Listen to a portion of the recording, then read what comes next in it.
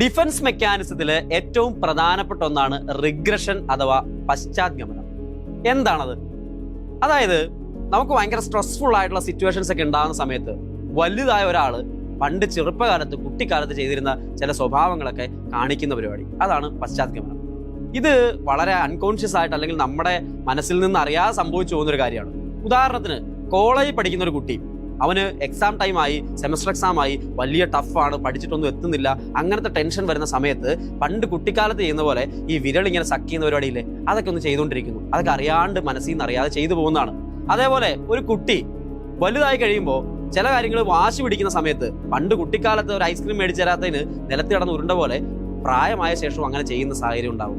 അതല്ലെന്നുണ്ടെങ്കിൽ ഏറ്റവും നല്ലൊരു ഉദാഹരണം, ഇളയ കുട്ടി ഉണ്ടാകുന്ന സമയത്ത് മൂത്ത കുട്ടികൾ അതിനു മുമ്പ് പണ്ട് കാലത്ത് അമ്മയുടെ അച്ഛൻ്റെ അറ്റൻഷൻ കിട്ടാൻ വേണ്ടിയിട്ട് എന്ത് ചെയ്തിരുന്നു, അതൊക്കെ ഒന്നുകൂടി ഒന്ന് ട്രൈ ചെയ്ത് നോക്കും. ഇപ്പോൾ ഫോർ എക്സാമ്പിൾ കുപ്പിപ്പാലിനായിട്ട് വാശി പിടിക്കുക, അല്ലെന്നുണ്ടെങ്കിൽ കടക്കയിൽ മൂത്രം ഒഴിക്കുക, ഇങ്ങനത്തെ പ്രശ്നങ്ങളൊക്കെ കാണിക്കുന്നു. അത് അച്ഛൻ്റെ അമ്മയുടെയൊക്കെ അറ്റൻഷൻ കിട്ടാൻ വേണ്ടിയിട്ടാണ്. ഇതെല്ലാം ഈ പറയുന്ന റിഗ്രഷൻ അല്ലെങ്കിൽ പശ്ചാത്ഗമനത്തിന്റെ ഉദാഹരണങ്ങളായിട്ട് നിങ്ങൾക്ക് ക്വസ്റ്റ്യൻ പേപ്പറിൽ കാണാൻ പറ്റുന്ന കാര്യങ്ങളാണ്. സോ ഇങ്ങനെ ഡിഫൻസ് മെക്കാനിസം എല്ലാം നിത്യജീവിതത്തിലെ എക്സാമ്പിളുകളിലൂടെ ഓർത്തിരിക്കുകയാണെങ്കിൽ അതൊരിക്കലും മറക്കില്ല. വീണ്ടും കാണാം. ഇതുപോലുള്ള ടോപ്പിക്കുകൾക്കായിട്ട് ചാനൽ ഫോളോ ചെയ്യും.